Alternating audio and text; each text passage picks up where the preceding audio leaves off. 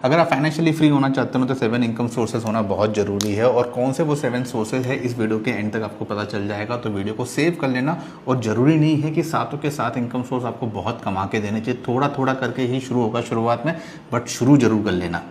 पहला है active income source. Active income source यानी कि जिसमें आप खुद इन्वॉल्व हो, चाहे आपकी जॉब हो, बिजनेस हो। जैसे कि मैं अभी आप बिजनेस करता हूं तो मैं एक्टिवली इन्वॉल्व हूं, तो पहला सोर्स हुआ एक्टिव इनकम सोर्स।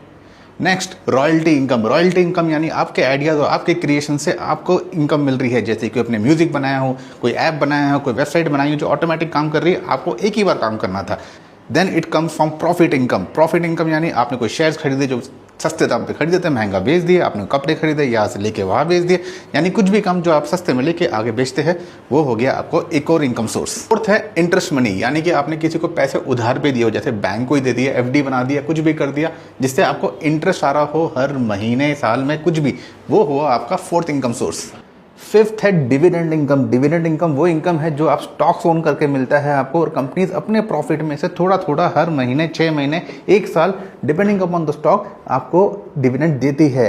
आपका पैसा हैवी लिफ्टिंग करता है और ये बहुत अच्छा पैसिव इनकम है। सिक्स्थ है कैपिटल इनकम, यानी कि जो पैसे आपने बड़े एसेट्स में लगाए जैसे कि रियल एस्टेट या फिर लैंड, और आगे जाके वो पैसे बहुत ज़्यादा बढ़ गए, कैपिटल में बढ़ गया है और आप उसको बेच के प्रॉफिट कर सकते हैं, उसको बोलते हैं कैपिटल इनकम। और सेवेंथ फाइनली है रेंटल इनकम। इसको अवॉइड मत करना। आप चाहे छोटा सा घर ले, उसको रेंट पे दीजिए, और जो रेंटल इनकम है आगे जाके आपका लॉन्ग टर्म इनकम बन सकता है। सो ये वो 7 इनकम सोर्स है कि सारे अमीर लोग यूज करते हो, और आप भी शुरू कीजिए। डजंट मैटर कि छोटा छोटा इनकम ही आने लगे शुरुआत में, लेकिन शुरू जरूर कीजिए और नासिगुर को फॉलो कर लेना ऐसे ही आइडियाज के लिए।